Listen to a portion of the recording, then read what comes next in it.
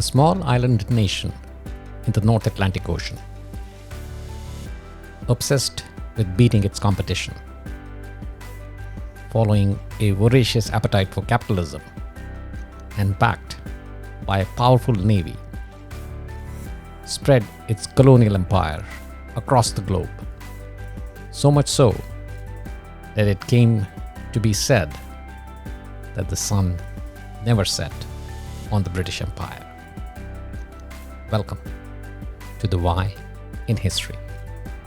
I am Ajay Kaul, and today we're talking about the United Kingdom, the story behind it becoming the United Kingdom, and its challenge with maintaining its status quo as the United Kingdom.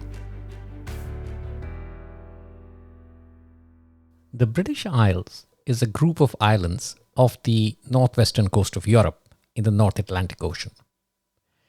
It has two main islands and numerous smaller islands. The two main islands are Great Britain and Ireland. The island of Great Britain comprises the nations of England, Wales, and Scotland, and the island of Ireland comprises Northern Ireland and the Republic of Ireland.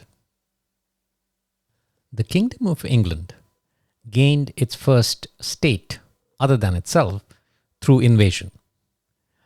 In the late 13th century, King Edward I conquered the Western Principality of Wales, claiming it as a territory of England. He then invaded the Northern Kingdom of Scotland, kicking off the First War of Scottish Independence. And this is the one that has been depicted in the movie Braveheart. But Scotland was able to emerge from the First and Second Wars of Scottish independence with its sovereignty intact. Wales, however, remained a conquered territory. And subsequently, English monarchs gave their successors the title of Prince of Wales to signify their control over the territory. And this tradition continues till today, with Prince Charles being often referred to as the Prince of Wales. But even though conquered, Wales did not become an official part of the Kingdom of England until the 1530s and 40s. Under King Henry VIII, England passed the Acts of Union, extending English laws and norms into Wales. This was the first major political union, which would later on become the United Kingdom. Scotland, on the other hand, was an interesting story. When Queen Elizabeth I died in 1603, the next person in line to the throne was her cousin, King James VI of Scotland. Since he was ascending the English throne, he gained a second name, King James I of England. Even though England and Scotland were sharing the same king, they were still two politically separate kingdoms, and each had their own parliament. And over the next century, there were several failed attempts to merge them into one nation. In 1707, though, England and Scotland finally united as Great Britain under Queen Anne. Now, historians give several reasons for this sudden union, but the primary one seems to be the fact that Scotland was in debt after trying to establish a colonial empire in the Americas, much the same way as England.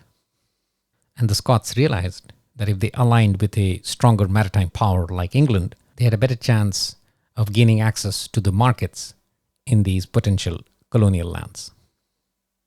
Some also give a religious aspect to it, where the Scots wanted to prevent the Catholic Stuarts from asserting an absolute majority, and by aligning with England, they would be under a Protestant monarchy. England, on its end, wanted to make sure that Scotland at any point did not side against England with France in the War of Spanish Succession. Now, turning to Ireland, in the 1540s, Ireland became a dependent kingdom of England. And by the 1542 Crown of Ireland Act, the King of England was also the King of Ireland. And the first person to hold both titles was Henry VIII. But in 1801, following in the footsteps of Scotland, Ireland also got incorporated into the Kingdom of England, making it the United Kingdom of Great Britain and Ireland. But the union with Ireland did not last that long, and between 1919 and 1921, the Irish Republican Army fought for independence from the UK. And the Irish War of Independence ended with the division of Ireland into northern and southern regions in 1922. The northern region remained part of the United Kingdom, which changed its title to the United Kingdom of Great Britain and Northern Ireland. And the southern region ultimately became the Republic of Ireland in 1937 and has since been independent and a member of the European Union. So what kept the various nations within the United Kingdom together for so long? The simple answer is colonialism and industrialization. So around about the time these nations came under the banner of the United Kingdom, British naval power grew exponentially, and along with it, it expanded its colonial empire. And with that expansion came an expansion into the global markets, which in turn fueled the Industrial Revolution in the late 18th and the early 19th centuries. And as mentioned earlier, like Scotland was looking to expand into global markets, so the boost in the overall economy was a boost for all the member nations within the United Kingdom. So, by and large, everybody was prosperous and happy. But close to the time of World War I, trouble started amplifying in Ireland. The origins were economic, but it evolved into a conflict from religious discrimination. Discrimination by the Protestant English majority on the Catholic Irish majority. Although Ireland had been integrated into the United Kingdom, it was still effectively governed as a colony through the early 20th century. Catholic tenants, who were the Irish majority, were essentially paying Protestant landlords, who in turn were protected by the crown. But the economic origin of this conflict was the catastrophic potato crop failure in the 1840s. Here, the economic divide based on religion was evident as some landlords shipped the produce overseas rather than feed the starving tenants. During this time, about 1 million people starved to death. So subsequently, the movement for Irish Home Rule gained momentum in the late 19th century. And in 1916, Irish nationalists launched the Easter Rising against British rule in Dublin. On April 24, 1916, a group of Irish nationalists proclaimed the establishment of the Irish Republic and, along with some 1,600 followers, staged a rebellion against the British government. They seized prominent buildings in Dublin and clashed with British troops. However, within a week, the insurrection had been suppressed and more than 2,000 people were dead or injured. And the leaders of the rebellion were soon executed. This incident ended up swaying the public opinion in favor of independence, and the agitation for independence continued. In 1919, the Irish Republican Army, or the IRA, launched a widespread and effective guerrilla campaign against British forces. In 1921, a ceasefire was declared, and in January of 1922, a faction of the Irish nationalists signed a peace treaty with Britain, calling for the partition of Ireland, with the south becoming autonomous, but 6 northern counties, which were essentially Protestant, remaining in the United Kingdom. A constitution was adopted by the Irish in 1937 and declared Ireland to be a sovereign, independent, and democratic state. And this was renamed Eire, or the Republic of Ireland. And in 1949, under the Republic of Ireland Act, the last remaining ties with the British Commonwealth were severed. And with the South independent, the United Kingdom renamed itself the United Kingdom of Great Britain and Northern Ireland. And with Northern Ireland essentially Protestant, it was expected to be a, by and large, peaceful union. Essentially Protestant. What does that mean? Well, that is what created the trouble. The Catholic communities in the cities like Belfast and Derry complained of discrimination and unfair treatment by the Protestant-controlled government and police forces. And over a period of time, these became the Catholic nationalists versus the Protestant loyalists. And in the 1960s, a new generation of politically and socially conscious young Catholic nationalists in Northern Ireland started looking to the civil rights movement in America as a model for ending the brazen anti-Catholic discrimination in their home country. While the protests were supposed to be peaceful, the peace was marred several times by violent retaliation by the police and the loyalists. And one of the very prominent violent responses was the January 30, 1972 Bloody Sunday, where the Catholic nationalists in Derry organized a march to protest the British internment policy, which entailed internment without trial. But the military was called to stop this protest, and when the protesters didn't disperse, the troops opened fire with rubber bullets and then followed that up with live rounds. 13 protesters were killed and 17 were wounded, and this came to be known as Bloody Sunday. Through the 70s, 80s, and 90s, Northern Ireland suffered dozens of car bombings and sectarian attacks perpetrated by the paramilitary groups on both the loyalists and the nationalists, which led to hundreds of civilians being killed. The tensions finally came to an end officially with the signing of the Good Friday Agreement in 1998, which created a framework for political power sharing and finally an end to decades of violence. But as mentioned in episode 27 on Brexit, with the United Kingdom choosing to exit, tensions could get rekindled in Northern Ireland because of the economic restrictions in force as a result of Brexit. Turning over to Scotland. Once the economic romance with England ebbed, Scotland has also tried to assert its own autonomy, though not complete independence. Scotland's issue, though, is more political than economic. Scotland is about 8.4% of the UK population, and England is 84%. It is one-third the landmass, and even more in maritime waters. The population balance, though, means that political power in UK elections does not often sit in Scotland, but in England. So Scots often do not get the government they vote for. And this has happened many times.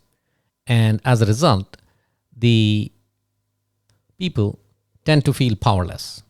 And this has happened many times, be it the poll tax, the rape clause, bedroom tax, or recently Brexit itself.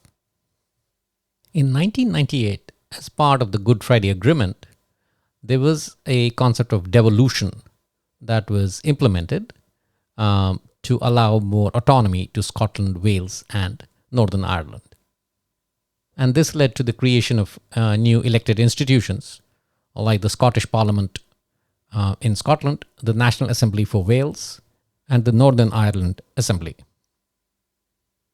This means that the UK government in Westminster still remains responsible for policy for England and the overall policy in a number of areas like national security, foreign policy, immigration, citizenship, and tax.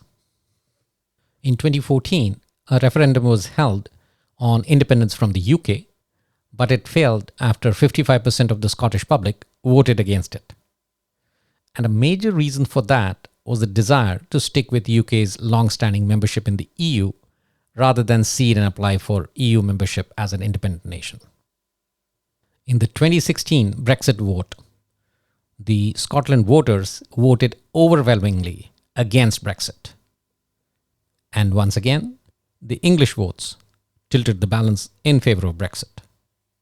And post that, the Scottish National Party, which has formed the Scottish government, has started arguing for full independence. And many believe that in the near future, another referendum may be held for independence. And this time, the balance is going to be tipped the other way. Wales, on the other hand, has been relatively quieter when it comes to the nationalist movement against England. Not that they have not had their grievances. In fact, there is often an incident called the Tribune Valley incident that happened in 1965, wherein the Tribune Valley was flooded to create a reservoir that drowned the village, and the 70 residents were forced to leave their homes. The water supply for this reservoir was destined for the English city of Liverpool. So there is a feeling of resentment and discrimination by the English government, but the political movement has not picked up as it has in Scotland. In fact, the strong political party in Wales continues to be Labour, even though some of the local Labour leaders consider themselves far distant from their English counterparts.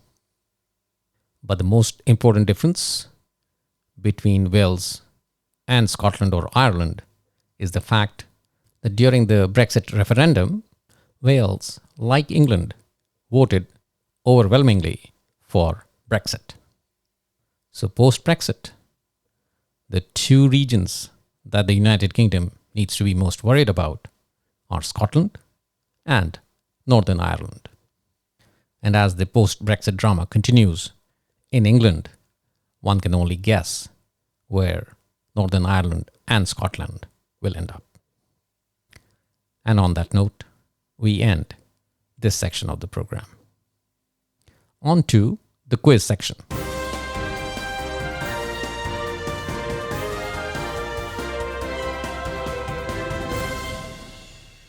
Question from the previous episode. What group of Americans actually gained jobs during the Great Depression? From 1930 to 1940, the number of employed women in the United States rose 24%, from 10.5 million to 13 million. And the main reason for the higher employment rate for women was the fact that the jobs available to women were in industries that were less impacted by the stock market crash. Industries like coal mining and manufacturing were the highest impacted, and these were mostly dominated by men, whereas industries which were least impacted, like domestic service, teaching, and clerical work, were dominated by women. So the answer is B, women. Question for the current episode. The Good Friday Agreement of 1998 that led to the end of hostilities in Northern Ireland was the result of efforts of two prominent leaders from the US and Britain. Were they A. Bill Clinton and Tony Blair, B. Madeleine Albright and John Major, C. George W. Bush and Gordon Brown, or D. Bill Clinton and John Major? Once again, the Good Friday Agreement of 1998 that led to the end of hostilities in Northern Ireland was the result of efforts of two prominent leaders from the US and Britain. A. Bill Clinton and Tony Blair, B. Madeleine Albright and John Major, C. George W. Bush and Gordon Brown, or D. Bill Clinton and John Major? The answer will be provided in the next episode. That's all we have in today's episode. In the next episode, we dive right into tech and take a look at the history of the conception and growth of the World Wide Web, or the Internet. Till then, stay safe and keep exploring the why in history.